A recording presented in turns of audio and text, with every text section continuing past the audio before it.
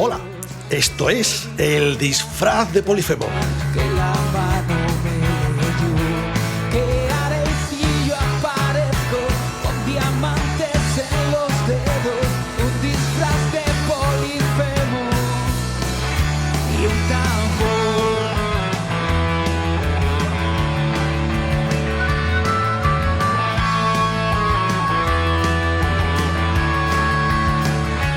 Y hoy en El Disfraz de Polifemo vamos a hablar de neurociencia y deporte.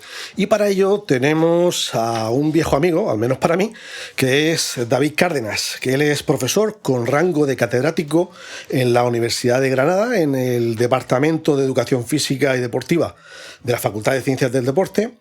Y su labor investigadora en la actualidad se desarrolla con varias vías de investigación bastante diversas dentro de lo que es el ámbito de la neurociencia y el deporte en general, como pueden ser la visión y el deporte, el papel de la carga mental en el proceso de entrenamiento y competición deportiva, o los beneficios de la práctica regular del ejercicio físico sobre el funcionamiento del cerebro.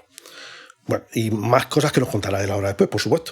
Es coautor de más de 100 artículos en revistas científicas, ha escrito varios libros y además es entrenador de baloncesto. ¿Cómo demonios se compagina todo esto? Y lo primero, ¿qué tal? ¿Cómo estás, David? Buenas tardes, Juanqui. Pues lo primero es que la amistad es compartida, ya lo sabes. Tengo un gran aprecio y evidentemente siempre voy a estar dispuesto a colaborar en todas tus aventuras. La pregunta que me haces es la pregunta del millón, porque es la misma que se hacen todos aquellos que me conocen de una manera más directa y saben cuáles son las actividades cotidianas a las que tengo que hacer frente, que son muchas y variadas. Pero bueno, yo creo que básicamente soy una persona muy activa, muy inquieta intelectualmente, que nunca está satisfecha con lo que sabe, que siempre está detrás de la búsqueda de la verdad. Y como la verdad es tan compleja, pues tiene que invertir unas muchas horas haciendo cosas diferentes para intentar acercarse. David, y para situar un poquito el tema, muy grosso modo, simplemente para situarnos un poquito, ¿qué crees que puede aportarle la neurociencia al deporte en general? La neurociencia está de moda, ya lo sabes porque habrás comprobado por ti mismo que el término neuro se le ha ido añadiendo a otras disciplinas yo creo que con un intento más propio del marketing que de la ciencia, de atribuirle unas características o unas propiedades más científicas a esas disciplinas, cuando realmente la neurociencia lo que van a hacer es contribuir al conocimiento del funcionamiento de nuestro sistema nervioso central, nuestro cerebro, por el análisis más biológico o con análisis neurológico. Es decir, no tiene más valor científico que, por ejemplo, análisis conductual del ser humano en el entorno deportivo o en cualquier otro dominio. Lo que hacen los neurocientíficos es estudiar pues, cómo se activan las diferentes redes neuronales o qué cambios estructurales se producen en nuestro cerebro y asociarlos con los cambios conductuales. Por lo tanto, digamos que es un complemento extraordinario para poder tener una mayor comprensión de cómo funciona realmente nuestro cerebro, pero ni sustituye a los estudios propios de la psicología cognitiva o de la biología o de otras disciplinas científicas que tienen un rigor extraordinario. ¿Qué nos van a aportar? Pues como te decía, van a ser un apoyo importante para llegar a una mejor comprensión de cuáles son esos procesos cognitivos que tienen lugar en diferentes contextos. En mi caso particular es el baloncesto, pero es verdad que la investigación en el ámbito deportivo me lleva a una mejor comprensión de lo que es la conducta humana en general, ¿no? Y esto sí que creo que ha sido tremendamente enriquecedor. Pero en realidad no hemos inventado nada en cuanto a lo que es el interés del ser humano por esta cuestión, ¿no? del cerebro y deporte, porque ahí tenemos la máxima aquella de Juvenal, ¿no? Es mens sana in corpore sano. O sea, eso digamos que tiene ya un tiempo ese interés. Pues sí, Juvenal escribió o dijo aquella frase con un sentido diferente, pero el que le hemos atribuido a la actualidad es verdad que refleja la importancia que puede tener para una persona el mantenerse activa. O sea, hemos tenido, como sabes, un periodo crítico en la historia de la humanidad que ha sido el confinamiento como consecuencia de la crisis sanitaria provocada por el COVID.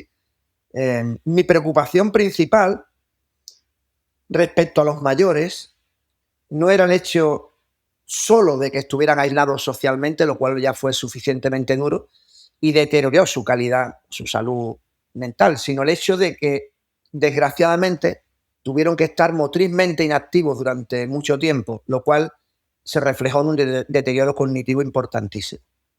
Nuestro cerebro necesita de un cuerpo activo. Y esto es lo que la ciencia nos viene demostrando en las últimas 3 décadas. Hola, soy Juan Carlos García, creador de la serie de ficción sonora Lúpulo Cas9, una serie interpretada por Jessica Cerón y Nacho Novo. ¿Te imaginas lo que pasaría si alguien inventara una cerveza que adelgaza? No una cerveza 00 light, no, que adelgaza y con alcohol, con todo. Sería la caña, ¿verdad? Pues yo sí lo he imaginado y lo he convertido en una serie de ficción sonora. Escúchala, que te va a gustar, en lupulocas9.es o en tus plataformas de streaming preferidas. Pues si te parece, vamos a repasar un poquito algunas de esas áreas en las que tú investigas y bueno, y para entender un poquito de qué va la neurociencia y sobre todo de su aplicación en el deporte. Una de las cuestiones de las que hemos comentado una vez, la variabilidad de la frecuencia cardíaca, la variabilidad de la frecuencia cardíaca, decía, en el procesamiento cognitivo, porque así intuitivamente uno que no es de la materia parece que tiene claro que cuantas mayores sean las pulsaciones, más trabajo cuesta que el cerebro procese de forma adecuada, ¿no? Pero entiendo que la forma en la que trabajáis vosotros es mucho más compleja que algo tan básico como lo que yo estoy diciendo, ¿no? Sí, efectivamente es bastante más complejo. Primero porque frecuencia cardíaca es un término que hace relación al número de pulsos, digamos, que se producen en un tiempo determinado por parte del corazón, ¿no? Es la frecuencia de bombeo. La variabilidad de frecuencia cardíaca hace referencia a las alteraciones que se producen en el ritmo en el que el corazón está bombeando sangre a los diferentes órganos en función de cuáles son los que se activan como consecuencia de las demandas de la tarea en la que está involucrado el sujeto. Si es una tarea física, pues evidentemente nuestra musculatura necesitará un mayor aporte de oxígeno y el oxígeno se va a trasladar a través de la hemoglobina que va en sangre, por lo tanto, pues el corazón tiene que bombear esa sangre a los músculos que están implicados. Cuando la actividad es de tipo cognitivo o requiere el control, la autorregulación emocional, evidentemente son otras estructuras cerebrales las que se activan y evidentemente esas estructuras demandan un mayor aporte de nutrientes, entre ellos de oxígeno, que depende del ritmo del corazón. Pero la variabilidad, como te decía, no es exactamente igual que frecuencia cardíaca. La variabilidad es cómo se altera esa frecuencia cardíaca. Aunque nosotros creamos que el pulso es constante, no lo es. De hecho, hay un consenso absoluto en el ámbito científico sobre la importancia de la variabilidad de la frecuencia cardíaca como indicador de la salud de las personas. Desde el punto de vista cognitivo, ¿para qué lo hemos utilizado en la investigación? Porque se ha demostrado que la variabilidad de la frecuencia cardíaca es un indicador sensible de los niveles de carga, tanto física como mental, que el sujeto experimenta en un momento determinado. Con lo cual, midiendo la variabilidad de la frecuencia cardíaca, cuando comprobamos cómo esas alteraciones, podemos deducir que en los niveles de carga a los que se somete el sujeto es mayor o es menor.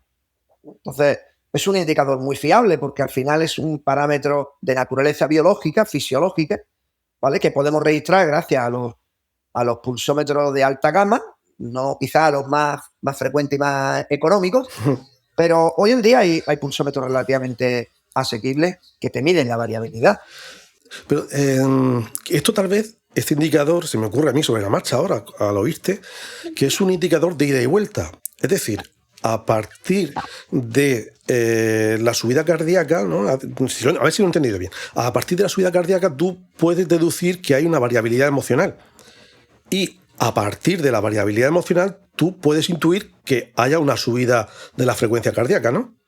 No sé si lo he entendido bien. ¿Era eso? La variabilidad es indicador de los esfuerzos que tú estás haciendo y del impacto que tienen esos esfuerzos en el organismo, tanto desde el punto de vista cognitivo, emocional, que serían las dos dimensiones de la carga mental, como desde el punto de vista físico, puramente energético o fisiológico, ¿vale? Es decir, que nosotros es verdad que cuando intentamos evaluar en qué medida determinados estímulos ambientales pueden estar provocando un efecto sobre el organismo, podemos hacer uso de este indicador para comprobar de una manera objetiva, fiable y cuantitativamente cuál es ese impacto, ¿vale? Entonces, en la medida en que una persona, por ejemplo, está sometida a demandas cognitivas durante un tiempo prolongado y que hay una tarea extenuante desde el punto de vista cognitivo, su variabilidad de la frecuencia cardíaca se va a reducir. Y la variabilidad es indicador de salud, como te decía. Cuando se reduce es porque el organismo está experimentando el estrés provocado por una carga particular. Sea de tipo cognitivo o sea de tipo físico. Por eso, cuando se hace evaluación para comprobar el impacto que tiene la interacción, por ejemplo, de profesionales que tienen altas responsabilidades en contexto de alta presión emocional, es decir, errores pueden tener consecuencias graves. Un controlador aéreo, un piloto de un avión, ¿no? O de un autobús. Pues cuando se hacen evaluaciones para ver el impacto que tiene, por ejemplo, para determinar las horas que un conductor debería estar al frente del volante y el tiempo necesario para descansar, pues se ha hecho uso de la variabilidad para comprobar en qué medida esa fatiga, ¿de acuerdo?, puede estar llegando a unos niveles que puede ser preocupantes. En este contexto me recuerdo una cosa que nos dijeron en el curso de entrenador superior cuando yo fui, que por aquel entonces estaban en la selección Raúl López y Ricky Rubio, y nos mostraban las gráficas de ambos sin decirnos quién era quién, para que dedujéramos cuál era la gráfica del pulsómetro de cada cual. Y nosotros intuíamos que la que estaba siempre un poquito más elevada que la otra, eran paralelas, pero siempre había una más elevada. Dedujimos que era la de Raúl López, por eso de que era un jugador veterano y quizá el esfuerzo lo pagaba. Resulta que no, que las pulsaciones más altas las tenía siempre, aunque subiera y bajara, siempre estaba más alto Ricky Rubio. La explicación, que en aquel momento estaba decidiéndose su futuro entre el Madrid, el Barcelona, el Juventud y la NBA. Es decir, estaba sometido a una carga de estrés psicológico totalmente ajena a lo que es el entrenamiento, brutal. Y no sé, me ha recordado lo que estabas diciendo, no sé si está relacionado. Sí, puede estar directamente relacionado, por supuesto. Los estados afectivos evidentemente condicionan la conducta del ser humano, sea cual sea, ¿no?, el entorno o las circunstancias en las que se desenvuelva. Ten en cuenta que las emociones tienen un valor absolutamente adaptativo desde el punto de vista filogenético. Es decir, tenemos emociones porque las necesitamos. Desgraciadamente en la escuela, pues no les damos dado el valor que tiene a la inteligencia emocional, el desarrollo de esa capacidad para una comprensión realmente del significado que tienen las emociones desde el punto de vista biológico, el papel que desempeñan y por lo tanto no establecer ya de partida un desprecio hacia ciertas emociones que no nos gustan, pero que son necesarias y que han cumplido una función evolutivamente importantísima. Comprenderlas y luego aprender a gestionarlas es vital y sin embargo, bueno, pues la hemos obviado de los procesos de aprendizaje más básicos, que a mí me parece que es uno de los grandes errores, ¿no?, de pedagógicos actuales. Estos dos jugadores, evidentemente, tienen parámetros desde el punto de vista cardíaco diferentes que pueden estar provocados por los estados afectivos porque alteran el sistema orgánico complejo que está formado por múltiples subsistemas. También pueden estar provocados por otros cambios diferentes, Joaquín, pero desde el punto de vista fisiológico, porque pudieran tener alguna anomalía, y porque la frecuencia cardíaca, como otros parámetros biológicos, es absolutamente particular de cada persona. Pero nosotros utilizamos, por ejemplo, otro parámetro, otro indicador biológico de carga, que es la presión intraocular. La presión intraocular es un parámetro que se utiliza para medir posible deficiencia en el sistema visual por un incremento de la presión que deriva en patologías oculares importantes, el glaucoma, por ejemplo, ¿verdad? Bien, nosotros lo utilizamos porque descubrimos en una investigación compartida con compañeros del departamento de optometría que también era sensible a los niveles de carga. Fíjate qué cosa más curiosa. La presión intraocular, ¿verdad? Bueno, pues la presión intraocular se ve afectada en la medida en que estamos sometidos a estrés, a esfuerzos de un tipo o de otro, pero la manera en que se comporta es absolutamente individual de cada individuo. Si yo no puedo comparar tus parámetros con los míos, se va a alterar y las alteraciones van en la misma dirección, lógicamente, ¿no? Un incremento de la presión intraocular o tal. Pero los parámetros exactos son muy particulares de cada sujeto. Los tuyos y los míos no tienen nada que ver. Esto pasa con la frecuencia cardíaca como con otras tantas cosas. Es decir, que para que el ejemplo que yo te he puesto de Ricky Rubio y Raúl López tuviera sentido y fuera realmente válido, habría que hacer esa misma comparativa en otro año con los factores emocionales, digamos, estables, ¿no? Y sobre todo, tienes que comparar, supongo que lo harías, porque claro, tú me has contado una parte de la anécdota, pero supongo que lo harían, pero sería necesario primero establecer cuáles son los niveles basales. Porque si los niveles basales ya de entrada son diferentes entre ellos, es normal que las alteraciones cardíacas que se produzcan como consecuencia de los esfuerzos, pues también respondan a las diferencias que pueda haber en esos niveles basales. Para nosotros esto es vital. Nosotros cuando hacemos investigación tratamos de homogeneizar los grupos, es decir, las condiciones de partida sean similares entre todos los participantes en el estudio, porque si no, ¿cómo podemos explicar la relación causa-efecto si no sabemos si había diferencias de partida? Este es uno de los errores metodológicos más básicos, ¿no? Que en cualquier curso de doctorado intentan que los doctorandos puedan cometer. Claro. Otra cuestión que me llama mucho la atención, y no tengo muy claro si tú has trabajado en eso o trabajas en ese aspecto, es el de la percepción de la fatiga. Y se me ocurre que, más allá de lo que me puedas contar tú sobre vuestro trabajo, hay una cuestión, el tema del doping. Es decir, no sé si existen estudios al respecto o hay prácticas al respecto de que el objetivo de reducir la percepción de la fatiga más allá de cuál sea la fatiga real es una herramienta poderosísima de doping y supongo que peligrosísima, ¿no? Porque si alguien no percibe su nivel de fatiga, pues supongo que podrá llegar a morir, o sea, a reventar literalmente.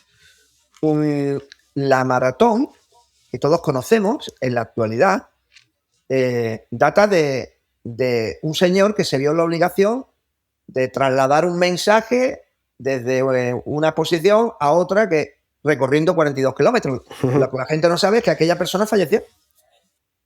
Después de haber cumplido con su misión, fallece. ¿Por qué? Pues porque lleva al organismo por encima de los límites que puede tolerar. Y por lo tanto, digamos que la fatiga es un mecanismo biológico importantísimo porque te permite garantizar la supervivencia. En el entrenamiento de altísimo nivel, no tengas ninguna duda que hay una parte destinada a incrementar los niveles de tolerancia al esfuerzo y a la fatiga. La fatiga tiene un componente, como sabéis, biomecánico, de impacto en las estructuras musculares, óseas, etc. También fisiológico, ¿verdad? Con muchos parámetros que pueden ser indicativos de la fatiga acumulada, niveles de ácido láctico, etcétera, etcétera. Depleción de los recursos de glucosa, de glucógeno muscular, etcétera, etcétera. Pero tiene un componente psicológico extraordinario. Todos los modelos explicativos de la fatiga que se han basado exclusivamente en la fisiología o la biomecánica o similares han fracasado. Desde el punto de vista científico han fracasado estrepitosamente hace ya muchísimos años. Con lo cual ahora se opta por modelos psicobiológicos de la fatiga.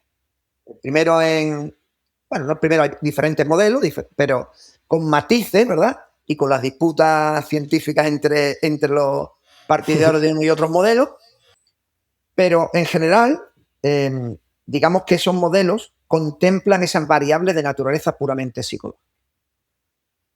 Lo que sí es verdad es que, por ejemplo, Marcora, que es un científico de bastante renombre, fisiólogo, y que desarrolló el modelo psicobiológico, se le llamó así, basándose en sus datos empíricos, concluyó que la RPE, que es la percepción subjetiva del esfuerzo, era verdaderamente el parámetro que podía determinar el punto de fatiga a partir del cual un deportista tomaba decisiones en cuanto a la continuidad, ¿no?, en una prueba extenuante o no, o continuaba. Nuestra propia investigación, que ha sido además contrastada con los estudios de Kekaki, un griego que lleva años estudiando los vínculos entre lo emocional y la adherencia a la práctica físico-deportiva, nos han permitido descubrir que realmente no es la RP, no es la percepción subjetiva del esfuerzo, sino la valencia emocional, el grado de agradabilidad que tú experimentas en un momento determinado de la tarea. Porque hemos diferenciado esa variable de la RP y cursan de manera diferente en pruebas de esfuerzo en condiciones muy particulares, ¿verdad? Hemos hecho diferentes protocolos, pero es que se replica el efecto, es decir, no es tanto la RP como el nivel de agradabilidad que tú estás experimentando. Es una valencia emocional, ¿vale? Luego, si alguien fuera capaz de manipular ese factor artificialmente, más allá del entrenamiento, porque el entrenamiento te mejora el rendimiento real y subes en todo, ¿vale? Pero solamente manipulando ese factor, el de la percepción, habría una herramienta ahí, por eso digo que peligrosísima. Y poderosísima y peligrosísima. Correcto.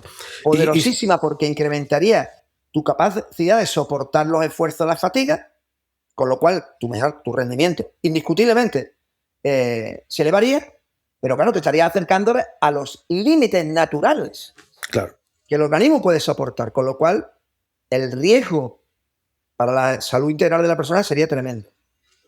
Pero te digo, en los deportistas de élite, sobre todo en aquellos que participan en modalidades, ¿no?, que requieren una tolerancia a la fatiga extraordinaria, esto no pasa en un partido de fútbol, baloncesto, balonmano. Claro que están sometidos a fatiga, pero en ningún caso a niveles que puedan ser, digamos, peligrosos para la salud del individuo, salvo que tenga alguna patología, que algunas veces sucede, ¿verdad? Patologías que no son conocidas y afloran en un momento determinado de la vida del deportista y fallece en un campo.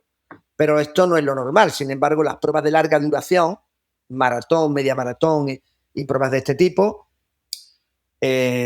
los entrenadores diseñan los entrenamientos no solo para la mejora desde el punto de vista fisiológico o biomecánico o coordinativo, sino también para incrementar la tolerancia al esfuerzo. Hay un libro que yo recomiendo a los oyentes de este espacio tan agradable que tú has creado, que se llama How Bad Do You Want It? Si lo tradujera sería una frase rara, ¿no? Porque, sin embargo, la traducción es ¿cuánto estás dispuesto a invertir? De hecho, el prólogo lo hace Samuel Marcora, este fisiólogo que desarrolló el modelo psicobiológico de la fatiga. Es un libro muy interesante porque recoge las experiencias de deportistas de altísimo nivel y sus entrenadores y explican cuáles fueron las estrategias precisamente para esto que tú has propuesto, que es incrementar los niveles de tolerancia. De una forma natural, no con una manipulación química ni... Efectivamente, no es una manipulación natural, ¿verdad? Con lo cual el riesgo no es alto. Si he entendido bien, en la forma de hablar coloquial, sobre todo los andaluces, tenéis una expresión que creo que encaja con esto, hipercoloquial, evidentemente, que en todos los contextos científicos no encajaría bien, que es la de flojo. Cuando dice, es que este es muy flojo. Eso quiere decir que tiene una percepción de la fatiga que le hace abandonar muy pronto. ¿Hablamos de lo mismo? Sin duda. Es exactamente lo que quiere decir. No tiene capacidad para... Lo que pasa es que es una expresión que nosotros la usamos de forma despectiva, ¿no? Pero simplemente tiene una percepción diferente de lo que es el nivel límite de esfuerzo, ¿no? Hay otra cuestión que te quería plantear, es la de la toma de decisiones, en la que tú has trabajado muchísimo y los entrenadores se nos llena la boca cuando hablamos de la toma de decisiones en el deporte, en el entrenamiento, y es un factor clave en todo, por supuesto, en la vida, sí. Pero en el contexto de tu estudio entiendo que lo analizan más desde el punto de vista de la fatiga, ¿no? De lo que estamos hablando, ¿no? De cómo la toma de decisiones se ve afectada por la fatiga. No sé si esto está contestado ya en la pregunta del inicio o si es un campo más amplio. No, es un campo mucho más amplio. Nosotros llevamos efectivamente toda la vida investigando sobre la toma de decisiones en el deporte, porque es un contexto además, fíjate, que reúne unas condiciones muy particulares. Todas las decisiones en el ámbito deportivo, al menos en nuestro deporte, que tú has compartido tantos años, se producen en una ventana temporal muy reducida. Hay muy poco tiempo para tomar la decisión. Estamos hablando de milisegundos. Además, la interferencia contextual es tremenda, lo cual provoca que haya estímulos que aparecen de manera inesperada. Es decir, que el nivel de incertidumbre es altísimo. Las consecuencias emocionales de las posibles malas decisiones es muy alta, porque fallar un tiro libre y en un momento determinado de partido crucial, ¿no? Por la cercanía en el marcador, tiene una repercusión importante que afecta a la persona, al deportista, de una manera muy particular. Entonces, todo ese contexto en el que se dan estas circunstancias tan particulares hacen del deporte un entorno extraordinario para el estudio de la toma de decisiones. Pero claro, la toma de decisiones es algo muy complejo. Hay muchos mecanismos que participan. Las capacidades cognitivas que permiten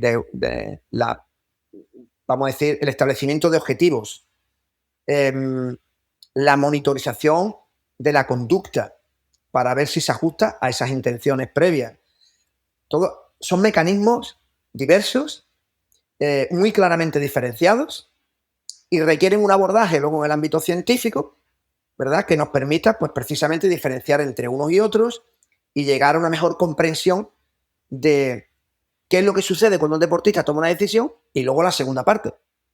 ¿Cómo voy a transferir este conocimiento a la práctica profesional para que el deportista realmente en sus sesiones de práctica cotidianas se vea suficientemente estimulado para generar una respuesta adaptativa? Es decir, mejorar su capacidad cognitiva, que implica su capacidad perceptiva, recibir información del entorno, comprender esa información que recibe, procesarla en milisegundos y luego elegir entre un abanico de alternativas de acción, siempre respetando las reglas y teniendo en consideración cuál es la intención, la meta, el objetivo particular. Es un mundo complejo. Eso me lleva a un terreno que es el del entrenamiento y de la metodología de entrenamiento, porque los que conocimos los métodos de María Castaña, por aquel entonces, o por lo menos muchos entrenadores te hacían entrenar con conos que simulaban personas, o sea, no conos para delimitar espacios, sino para simular personas, y tú repetías las acciones una y otra vez, pero tú me estás hablando de toma de decisiones en la práctica deportiva, y yo recuerdo que la única toma de decisión que tenías que tomar era si entrenabas o te ibas a tu casa. Y entiendo que ese método está bastante superado, ¿no? Bueno, María la de las Castañas no ha fallecido. Te lo digo para que sepas que sigue viva. Hay muchas María de las Castañas todavía por ahí en las pistas, ¿no? Muchísimas. Pero es verdad que, bueno, tú sabes un poco de mi trayectoria y he viajado mucho y he tenido la oportunidad de estar en diferentes países. Y en España y en Europa quiero decirte que estamos en un nivel bastante avanzado de conocimiento. Lo que pasa, claro, es que la población que de alguna manera ejerce funciones de técnico deportivo, pues es muy grande y no todo el mundo tiene la posibilidad de acceder a una formación de calidad. Pero yo creo que en general hemos mejorado muchísimo las últimas décadas, mucho. Y es verdad que antiguamente hacíamos cosas que tenían poco sentido y ninguna justificación científica. Pero bueno, fue un proceso deductivo de nuestros, digamos, compañeros, los que nos antecedieron, ¿no?, en la práctica deportiva, que se ha ido extendiendo sobre un mal supuesto, y es el de, es que a mí esto me ha funcionado durante muchos años. Claro, ¿comparado con qué? Me ha funcionado es que ha habido deportistas que han alcanzado un estatus de alto nivel entrenando de esa manera. O entrenando pese a esa manera. Claro, ¿no? Yo siempre hago la misma reflexión. O sea, Mozart escribió, creo que fue con 6 años, su primer concierto. Esto lo hizo independientemente de quién era el maestro de música que tuviera, porque con 6 años, imagínate. Bueno, su padre era músico, entonces eso también Era un ayuda. gran músico, ¿verdad?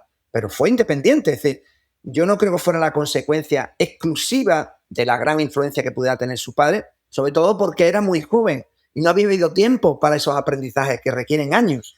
Sí, Claro. tenía un talento excepcional, Talento para que innato, nos entendamos. claro. ¿Sí o no? Claro. Bien.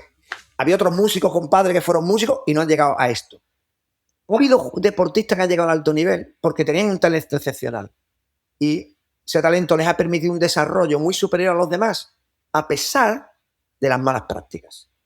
La pregunta que tiene que hacer su entrenador es, ¿podrían haber sido mejores? Si yo siempre pongo el mismo ejemplo, y permíteme, para aquellos que me hayan oído alguna vez ponerlo, pero es ilustrativo. O sea, ¿hacemos los coches igual que en el siglo pasado? Evidentemente no. Pero, Juanqui, es que en el siglo pasado los coches funcionaban.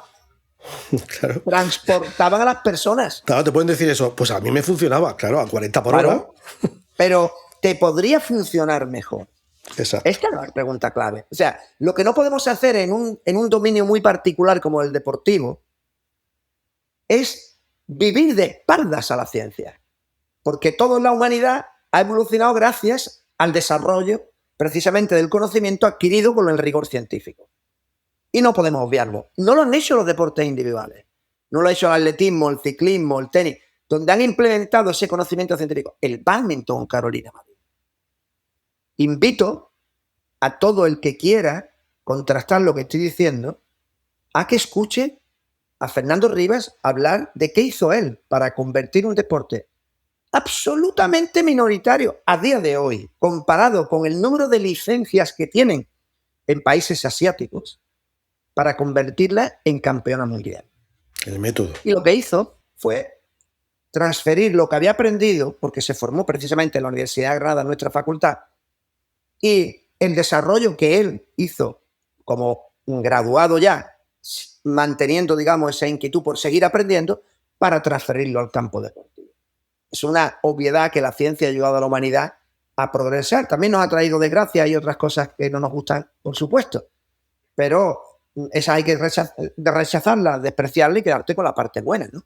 El deporte, como otro contexto, requiere, pues, nutrirse, evidentemente, de la ciencia. Esto que me estás diciendo, si lo juntamos con la cuestión de la fatiga, explicaría por qué tú, como entrenador de baloncesto, nunca haces tandas de lanzamiento de tiro libre de más de 2 o 3 lanzamientos consecutivos. Claro, porque igual que con lo de la toma de decisiones, uno de los principios esenciales del entrenamiento es proponer tareas que sean transferibles, es decir, cuyo aprendizaje sea transferible a la competición, que es realmente para lo que nosotros entrenamos, ¿verdad? Para que los deportistas compitan mejor. Entonces, no hay series de 10 tiros libres en un partido de baloncesto, en ninguno. Hay series de un tiro adicional, si te ha hecho falta en acción de tiro y has convertido el lanzamiento. Hay series de 2 tiros, hay series de 3 si el lanzamiento fue más allá de la línea de 6,75. ¿Qué sentido tiene que tú en una serie de 10 metas 8 de 10, pero falle los 2 primeros y luego vayas al partido si tú vas a fallar los 2 primeros? Es que tú no te puedes permitir el lujo de fallar ni el primero ni el segundo. El primero para probar, el segundo para final y el tercero ya lo meto. Claro, Claro, ya. sí. Y entonces dice el árbitro, pues mira, se está acabado el partido. Pues es que no. Para la semana que viene. Claro, entonces hacemos cosas que no tienen transferencia. Tú me hablabas del cono. Ponemos unos conos y le pedimos a los deportistas, para aprender a votar, supuestamente, que vayan haciendo delante de cada cono un cambio de dirección particular. Bien. Lo primero que tenemos que entender es, nuestro cerebro no funciona exactamente igual, ni siquiera parecido, ¿eh? Cuando tú estás en el entorno en el que hay toma de decisiones, tú tienes una acción motriz, pero tú la estás realizando en un entorno donde no hay interferencias, donde no hay incertidumbre, ¿verdad? Y luego tú llegas al partido, no hay ningún cono, hay jugadores que se mueven y tú no sabes exactamente qué van a hacer, ni cuándo, ni cómo. Entonces, nuestro cerebro en ese contexto, aunque quisiera aplicar ese movimiento, está funcionando con mecanismos muy diferentes. Es que sabemos, gracias a las técnicas de neuroimagen, que las estructuras que se activan para dar respuesta a las necesidades cognitivas de toma de decisiones en un momento determinado donde hay incertidumbre son diferentes a aquellas que se producen en un entorno controlado, planificado previamente. No tienen nada que ver. Entonces, es como si tú quisieras, Juanqui, correr 100 metros y te pones a entrenar, ¿vale?, la musculatura de las manos. Pero si yo no voy a correr con las manos, en tu caso el braceo, ¿no? Es que yo corro con las piernas. Sí, pero es que estás entrenando cosas diferentes. Pues eso te da igual. O si tú quisieras un nivel más avanzado, ¿no?, de metáfora, si tú quieres aprender a hablar inglés no es escribir inglés. Yo creo que tengo un nivel de escritura en inglés, porque tenemos que escribir documentos científicos y el lenguaje del inglés más o menos desarrollado, digno. Sin embargo, cuando hablo, soy un desastre, Juanqui. Y cuando tengo que entender lo que un nativo me dice, sobre todo si es de ciertos países, como Australia, donde está la esposa, pues tengo un problema. ¿Por qué? Porque mi aprendizaje se basó en reproducir estructuras gramaticales o sintácticas que pueden ser importantes, pero que se han aprendido sin incluir las condiciones reales de práctica que yo estoy pretendiendo, que es hablar. Exacto. No puedo aprender a desarrollar la capacidad para tomar decisiones si en la práctica no se toman decisiones. Me preguntaba una vez mi mujer, un día que me vio entrenar, diciendo, oye, ¿por qué la gente esa que está defendiendo defiende con un balón en las manos? Si no se defiende con un balón en las manos. Y yo dije, a ver, ¿cómo te lo explico? Pero me lo vas a explicar tú. Para la gente que no sea de baloncesto, ponemos un balón en las manos, porque cuando los deportistas son muy jóvenes, nos vamos a encontrar con algo que es natural. Destruir siempre es más fácil que construir. ¿Cuánto están tardando, por desgracia, en ciertos países? ¿Cuánto están tardando en destruir Gaza? Con un misil han destruido hogares, familias, ¿no? Edificios enteros. ¿Cuántos años nos va a costar reconstruir este país si algún día acaba el conflicto bélico? Y la parte humana. Muchos años. ¿Qué va a pasar por ejemplo, en Ucrania, ¿no? Entonces, destruir es más sencillo. Claro, defender a alguien que no sabe votar, aunque yo no sepa defender, se usan mis manos. ¿Por qué es natural? Porque las manos me permiten hacer muchas cosas en la vida cotidiana y entonces las tengo ciertamente desarrolladas. Claro, la capacidad de quitarle el balón a alguien cuando ese alguien no domina el balón es mucho mayor que la que tiene el otro para superarme en un espacio cuando yo le estoy presionando. Sin embargo, si te quito esa capacidad, si te pongo un balón en las manos, te obligo a defender con el cuerpo, te limito el grado de libertad y lo que hago es simplificar en la tarea, reduzco el nivel de dificultad para el atacante cuando el objetivo es la mejor atacante. Sin llegar a por el conos. Pero no estoy quitando los ingredientes esenciales que debe tener tarea, que es que haya incertidumbre, que haya interacción motriz, que haya toma de decisiones, que haya un ajuste de la conducta. Claro, porque si no, a esa circunstancia. Si no, nos bastaría con poner unos conos, que es el otro extremo. Claro. Entonces, entre poner los conos y un defensor de verdad, pues en el proceso de aprendizaje, pues ahí está la toma de decisiones, la incertidumbre. Vale, pues otra cuestión que te quiero plantear, que me ha llamado la atención, que he visto que tenías artículos escritos sobre ese tema, que aparentemente es una obviedad, pero las obviedades hay que estudiarlas científicamente para demostrar que efectivamente es así. Por ejemplo, yo vi un estudio que decía que a los niños del colegio les gustaba más la pasta que la verdura. Digo, tócate las narices, ¿vale? Pero tiene que haber un estudio que lo diga con datos numéricos para cerciorarse de que esa intuición que tenemos es verdad. Y yo voy al asunto de ganadores y perdedores, porque he visto que tú tienes estudios relacionados con las características de los equipos ganadores respecto de los perdedores. Es decir, ¿se pueden aislar esas variables que determinan cuáles son las características de un equipo ganador respecto de otro, sin que unas contaminen a otras, porque a mí lo que más me preocupa, porque claro, tú puedes decir, el equipo que gana es el que, por ejemplo, en baloncesto, el que corre más contraataques y el que da más pases, que intuitivamente entiendo. Vale, pero ¿cómo aislamos esas variables respecto de otras como son simplemente algo tan obvio como son mejores? ¿Cómo se puede aislar esas variables? Bueno, a veces es complicado. De hecho, casi siempre es bastante complicado. Y además te voy a ser honesto. La conducta humana es tan compleja que esa atomización que hemos hecho de la ciencia, diferenciando disciplinas, ¿no?, que van a abordar el estudio de ciertas variables, nos ha hecho perder un poco la visión de conjunto. Yo cada vez soy más reacio a hacer investigación que no sea de carácter interdisciplinar. He trabajado con gente de optometría, de psicología cognitiva, psicología experimental, fisiología, y los grandes proyectos deberían de contemplar un abordaje más holístico, más global, donde haya esa perspectiva. Por lo tanto, esta reflexión sirva como un reconocimiento de las limitaciones de muchos de los estudios que hacemos. No obstante, hay procedimientos tanto metodológicos desde el punto de vista científico como estadístico, ¿verdad? Para digamos que poder detectar precisamente esas deficiencias que nos estarían llevando a sacar unas conclusiones completamente erróneas.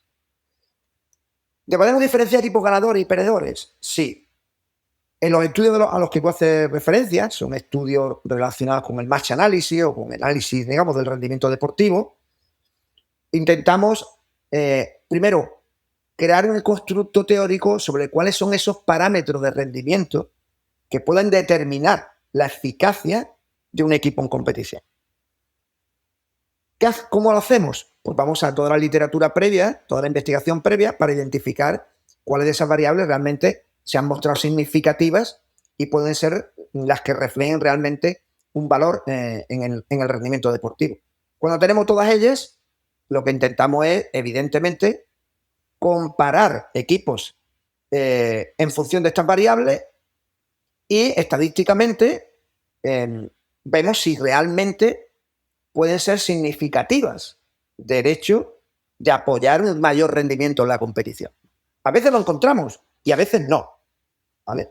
Y una cosa muy importante que yo quiero compartir contigo es que durante años hemos tenido un sesgo brutal en las publicaciones científicas. Es decir, se suponía que el equipo investigador tenía que tener un conocimiento profundo de la materia del objeto de estudio y, por lo tanto, tenía que plantear una hipótesis ajustada, ¿verdad?, a los antecedentes.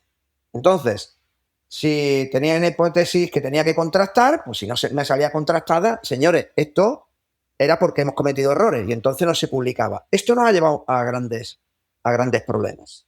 Hoy en día, por fortuna, las editoriales están corriendo este defecto. Si yo hago una investigación, imagínate, y tengo un fármaco destinado a evitar el contagio del COVID, ¿sí? Y yo hago mi estudio clínico, etcétera, paso por los filtros correspondientes y me da que una vacuna no es efectiva, yo tengo que publicar que esa vacuna no es efectiva. No tengo que obviar la publicación. Tengo que publicar, me deberían publicar que no es efectiva, para que otros equipos de investigación no repita, inviertan los recursos. Claro. Señores, esto no funciona. Entonces, hay teorías, Juanqui, que se han creado sobre las publicaciones en las cuales ha salido el efecto esperado. Y todas aquellas en las que no salió el efecto esperado no fueron aceptadas para la publicación. Con lo cual nadie sabe que esa teoría es falsa, porque hay estudios que han demostrado que no con lo sale. cual otro volverá a caer. Te voy a poner un ejemplo concretísimo, ¿no?, en nuestro ámbito. Como sabes, una de nuestras líneas de investigación ha sido los beneficios de la práctica continua de actividad física para el funcionamiento cognitivo, funcionamiento de nuestro cerebro, ¿vale? Inicialmente empezamos con poblaciones muy particulares, lo hemos hecho con militares además, pilotos de helicópteros de combate, Y fuimos consiguiendo fondos que ahora nos permiten investigarlo en el deporte, que es lo que realmente a nosotros nos mueve más, ¿verdad? Bien. Durante años se ha desarrollado esta línea de investigación sobre resultados que salían positivos. Hasta un tiempo después no se empezaron a publicar aquellos que eran neutros o que eran negativos, es decir, que tú has practicado ejercicio físico en una intervención que dura X tiempo y no ha habido una mejora cognitiva. Entonces, esto es un gran sesgo. Por fortuna este sesgo se suprimió. Y seguimos teniendo datos de estudios que no encuentran un beneficio a pesar de que se someten, ¿no?, a diferentes grupos a intervenciones con ejercicio físico. Cuando esto pasa, que hay veces que sale que sí y otras veces no sale nada y otras veces sale que no, lo que hay que hacer es buscar las variables moderadoras. Es decir, qué media en el hecho de que entre esto y esto la relación no esté clara.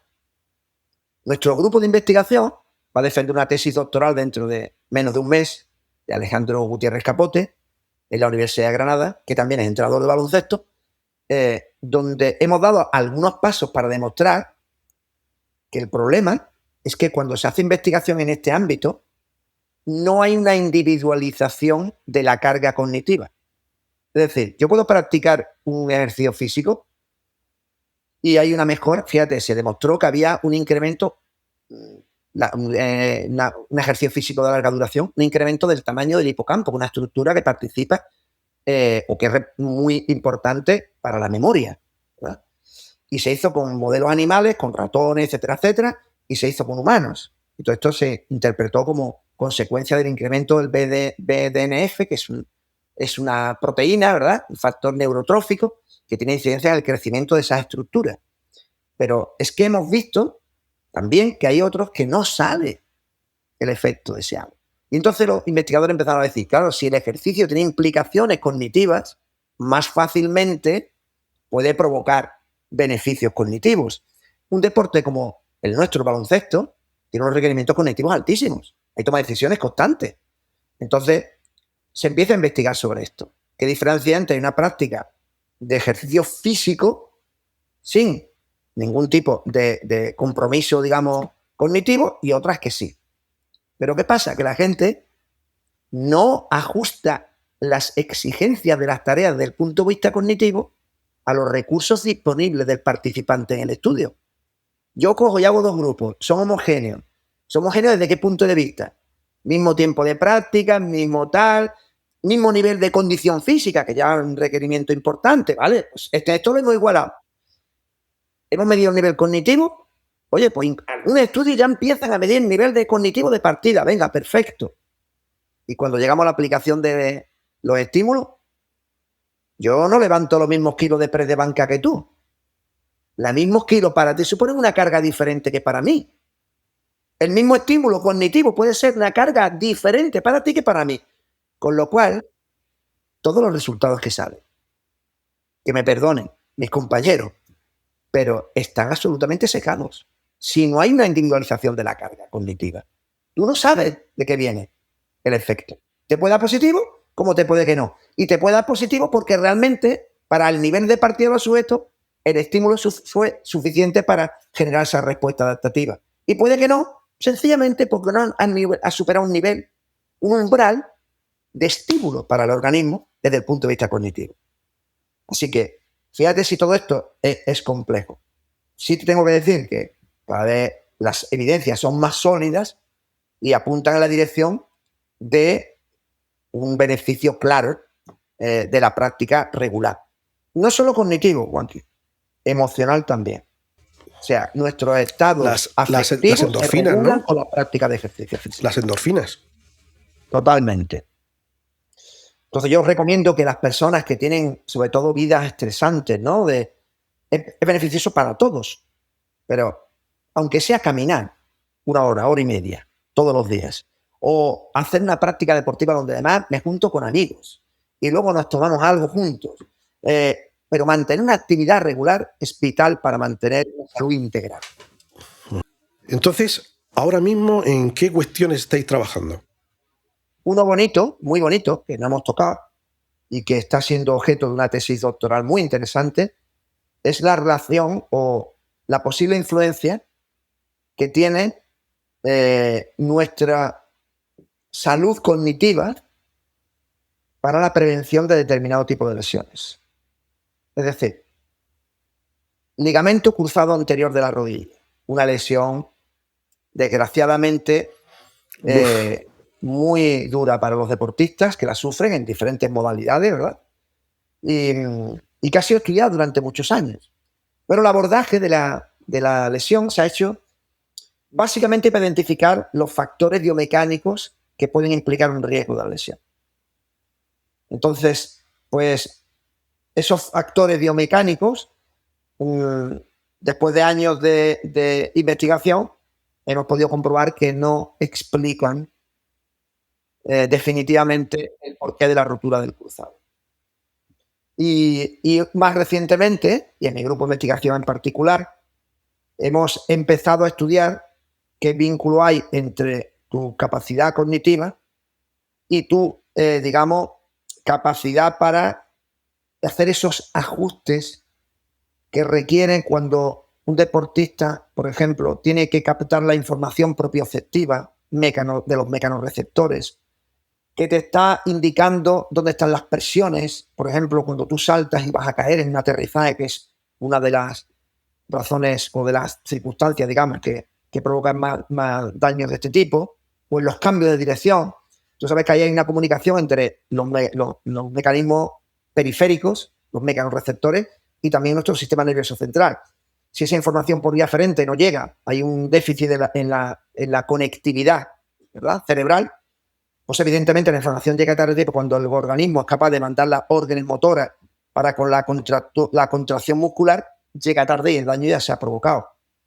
Para nosotros es importante averiguar en qué medida los lesionados tienen un déficit cognitivo provocado por la lesión, o un déficit cognitivo puede llegar a derivar en un incremento del riesgo de lesión. Con lo cual, fíjate hasta qué punto nuestro organismo, ¿verdad?, los diferentes subsistemas que configuran el organismo humano, que es un sistema complejo, están interactuando de manera permanente. Por eso te decía antes la importancia del abordaje holístico en la investigación de los diferentes fenómenos. ¿Habéis estudiado cuál es el gesto concreto que más lesiones de cruzado provoca? Porque yo intuitivamente creo que sería el último apoyo en una penetración. El segundo apoyo. Está descrito en la literatura. Y son aterrizajes a una pierna y cambio de dirección.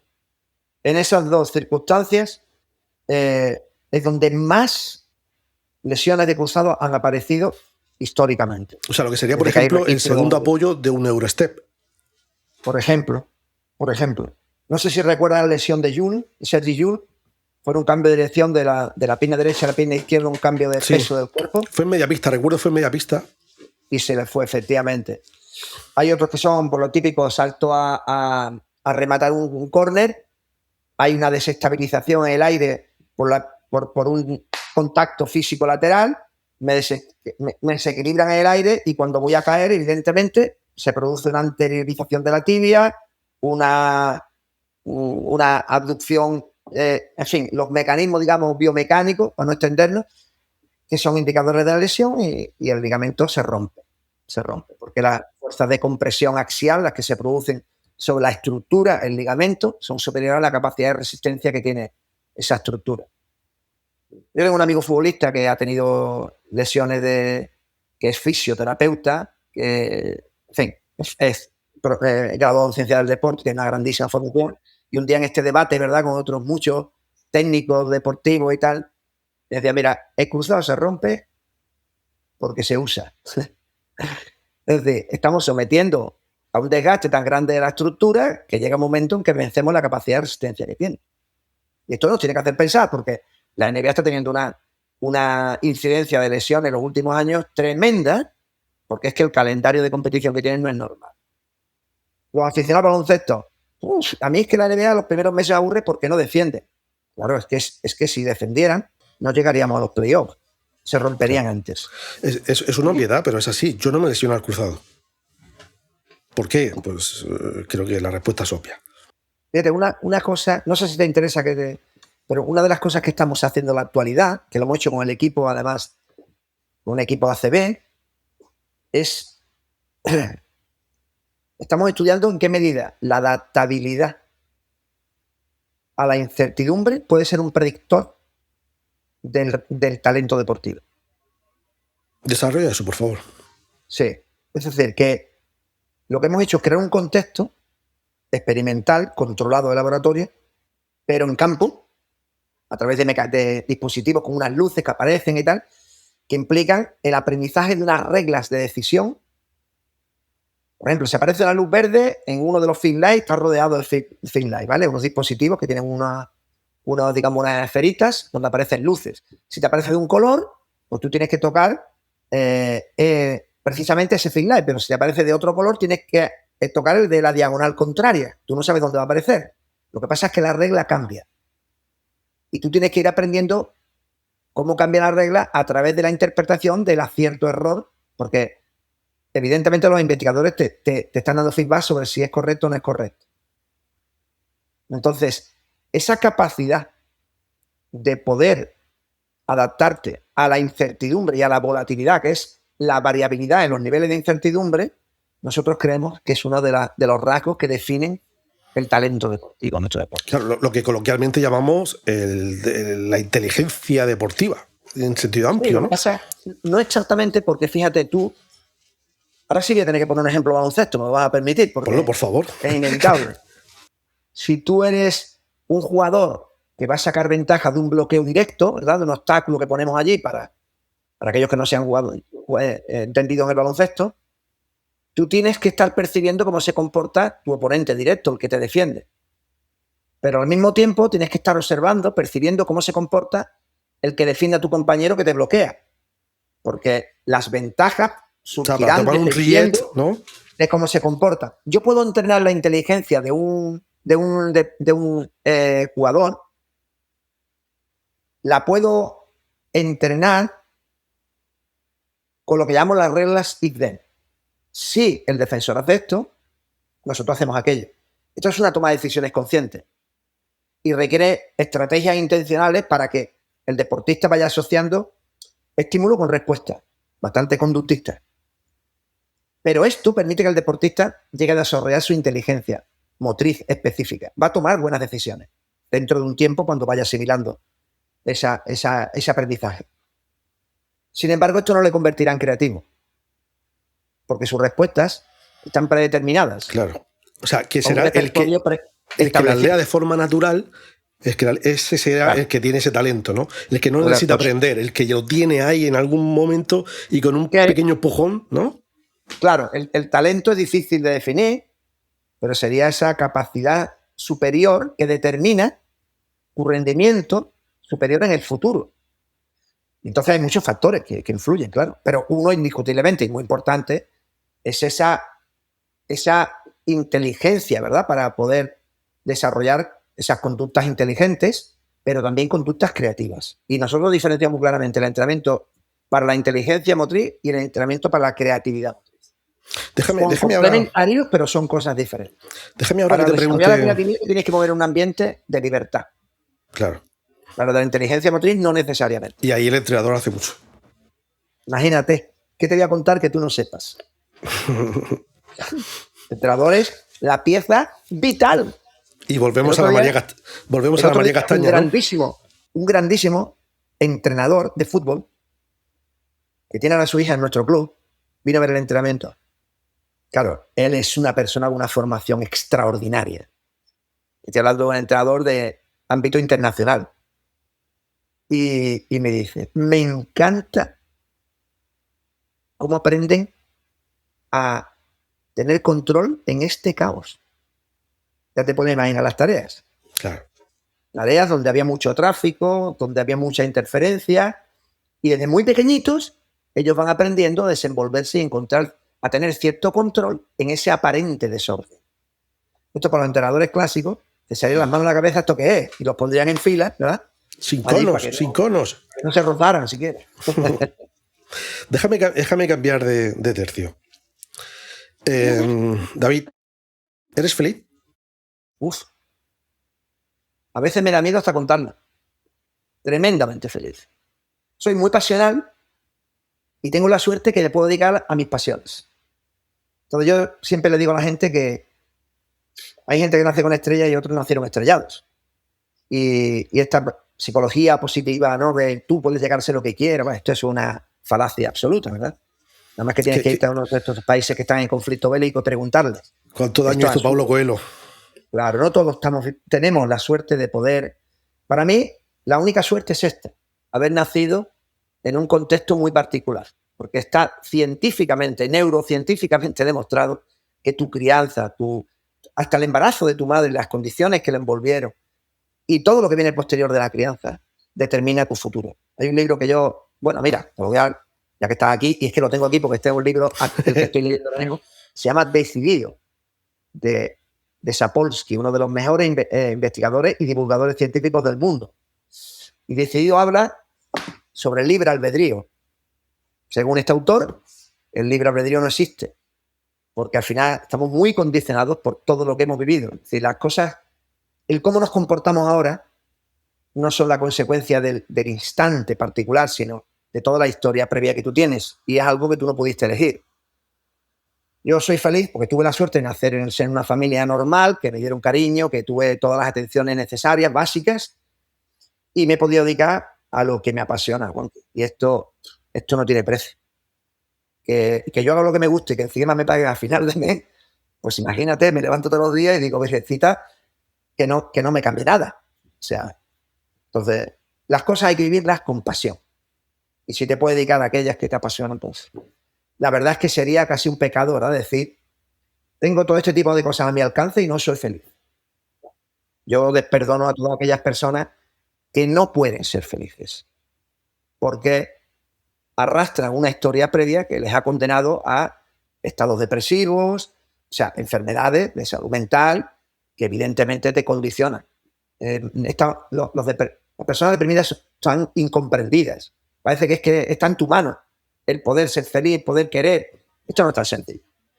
Pues Esto eso no hace casi redundante la pregunta que te iba a hacer a continuación, que es si sigues entrenando con la misma ilusión de siempre. Entiendo que es obvio.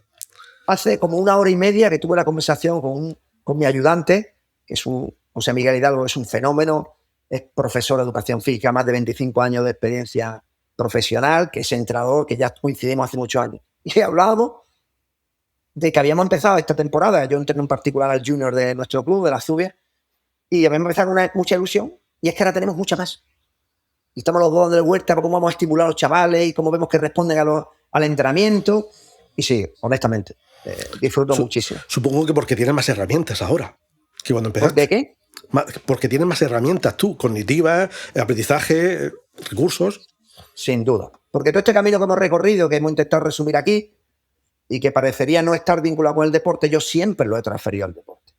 Esto me ha permitido una mejor comprensión de la conducta humana, me ha permitido mejorar como ser humano para el entendimiento de los motivos que pueden llevar a otra persona a generar un conflicto, y también para aprender a gestionar de una manera mucho más eficaz esos conflictos y hacer esos esfuerzos de tipo personal que tú tienes que hacer para crecer como persona. Porque yo he cometido muchos errores en mi vida.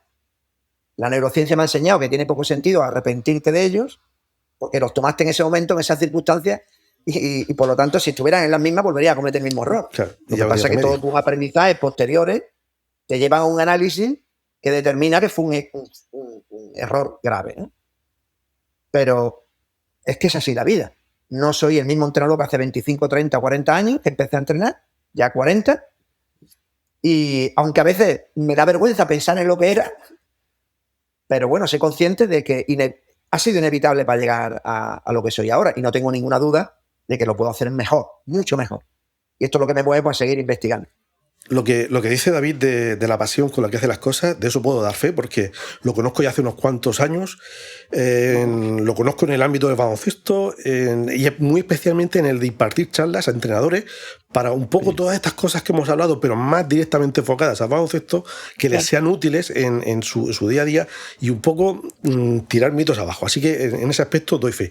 Y eso me lleva a la que quisiera que fuera la última pregunta, que es si se te ocurre para los deportistas aficionados, es decir, para la gente de la calle, no para los deportistas federados, sino la gente que sale a hacer sus pequeñas cositas, un consejo para la práctica del día a día, sobre todo que sea como derribar un mito, es decir, algo que tradicionalmente hemos hecho o se ha hecho que es incorrecto y que tú digas, mira, un consejito, un truco que os voy a dar que sea útil para esos pequeños deportistas del día a día. Voy a ver si lo resumo en uno. Pero sí, verdad, me gustaría dar una pincelada. Algo que no sea una obviedad que ya sepamos, ¿eh? Lo importante para la población es estar saludable.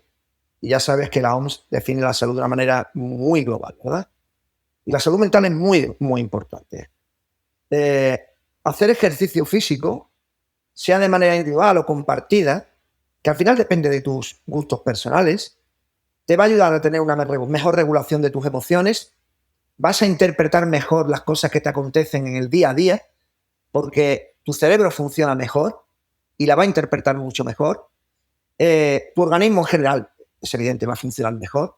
Y por tanto, lo importante no es ser, fijaros, no es ser fiel a un programa que esté previamente planificado, como el hecho de que te mantengas fiel a la práctica. Es decir, hay días que uno ha tenido una carga laboral importante, ha tenido un disgusto familiar, porque he discutido con mi pareja, no sé cuántas cosas pueden pasar en el día a día, que hace que en un momento determinado yo me sienta con muy pocas ganas de hacer ejercicio físico. En realidad, no es que tenga pocas ganas de hacer ejercicio físico, es que tengo pocas ganas de hacer cualquier tipo de esfuerzo. Bueno, así como funciona el organismo. Y entonces la solución más fácil es, yo no voy a hacer nada. Yo hace años que empecé, porque tengo una rutina muy estricta para mí mismo, ¿verdad? A practicar estos días que estoy mal, que no tengo ganas, voy a hacer algo muy suave. En vez de llegar a lo que tenía establecido, iba a correr, iba a hacer 2000 metros de natación, iba a hacer no sé qué en el gimnasio de pesas. Bueno, pues voy a hacer una rutina muchísimo más corta y que me resulte gratificante. Porque esa gratificación, que es la manera en que nosotros emocionalmente interpretamos la práctica deportiva, genera adherencia. Y cuando tú, en vez de renunciar, dices, bueno, Pablo, hago una cosa mucho más suave, pero voy a hacer algo. Tú estás venciendo esa barrera de tolerancia al esfuerzo. Y te resulta tremendamente gratificante y va generando adherencia a la práctica. Es mejor hacer poco, pero gratificante, que hacer mucho y abandonar los 3 días. Por eso te decía, lo emocional es vital para los programas que intentan generar adherencia. Hay que conseguir, dice, no, pero es que un HIIT, un entrenamiento interválico de alta intensidad, te ayuda a perder el peso y esto es lo que tú necesitas. Ya, pero si voy a hacer un HIIT y la semana que viene no voy a volver porque esto no lo aguanto, ¿de qué ha servido el HIIT? No ha servido de nada.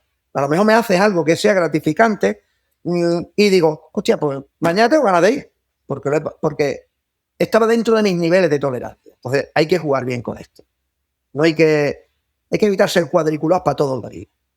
Buscar alternativas que me permitan mantenerme fiel a lo que es el objetivo general, estar activo y estar saludable, pero sin sufrir tanto que voy a abandonar. Bien, pues con esto lo tendríamos ya, David. Muchísimas gracias por habernos echado una mano hoy en el Disfraz de Polifemo, a conocer un poquito más cosas sobre neurociencia y deporte y un poquito más de baloncesto. Siempre, por una vez no pasa nada porque hablemos de baloncesto y eso, lo dicho, muchas gracias.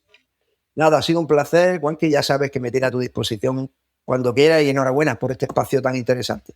Espero que este de hoy haya despertado el interés a alguno de nuestros oyentes. Esa era la idea. Pues nosotros lo dejamos aquí en el Disfraz de Polifemo por hoy y volveremos dentro de 2 semanas. Recordad que cada según cada miércoles, primer y tercer miércoles de cada mes, tenemos publicación, ¿vale? Lo dejamos aquí. Buenos días, buenas tardes y buenas noches. Que haré si yo aparezco con diamantes en los dedos, un disfraz de Polifemo y un tambor.